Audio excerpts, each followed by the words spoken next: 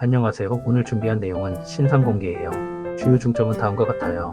강력 범죄자의 신상을 공개해야 한다. 하지만 신상 공개로 억울한 피해자가 생긴다면 신상 공개 정말 공정한가? 여러분은 어떤 부분이 궁금하시나요?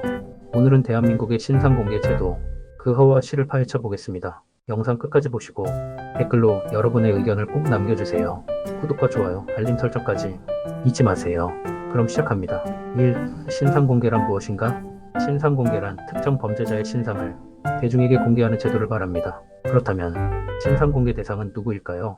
법적으로 신상 공개가 가능한 기준을 살펴보겠습니다. 2. 신상 공개 기준. 어떤 경우에 공개될까? 대한민국법에 따라 특정 강력 범죄에 대해서만 신상 공개가 가능합니다. 법적 근거. 중대범죄 신상공개법. 강력범죄자 신상공개 규정으로 피의자 시에는 경찰청 신상정보공개심의위원회가, 피고인 시에는 검찰청 신상정보공개심의위원회가 심의하여 결정합니다. 신상공개가 가능한 세 가지 조건. 1. 범죄의 중대성. 살인, 성폭력, 아동 대상 범죄 등. 2. 증거가 명확할 것. 자백, CCTV, DNA 증거 등. 3. 공공의 이익을 위해 필요할 것. 국민 불안 해소. 하지만 단순 폭행 절도는 신상공개 대상이 아닙니다. 3. 신상공개 찬반 논란. 신상공개 과연 공정한가? 찬성 측 신상공개해야 한다. 국민의 알 권리가 중요하다.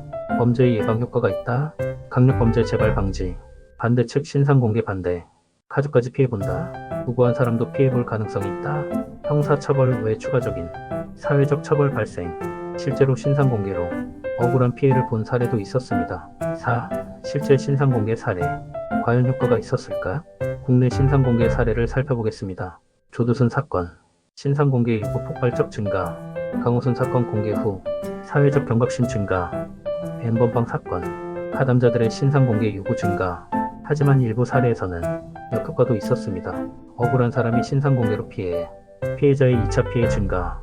이런 점을 고려할 때 신상공개 제도는 신중하게 운영될 필요가 있습니다. 5. 해외에서는 어떻게 운영될까? 해외 사례 비교.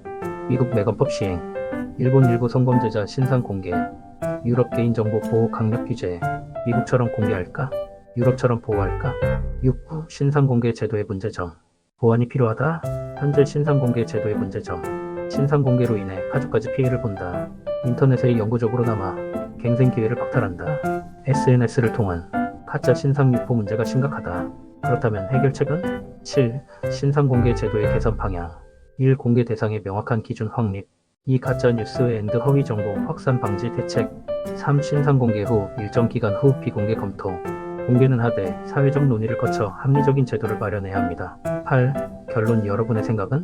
신상공개는 국민의 알 권리를 보장하는 중요한 제도입니다. 하지만 무고한 피해자가 발생할 위험도 있습니다. 여러분은 신상공개에 대해 어떻게 생각하시나요? 여러분의 의견을 댓글로 남겨주세요. 매주말 영상이 유익하셨다면 좋아요 앤드 구독 버튼 꼭 눌러주세요.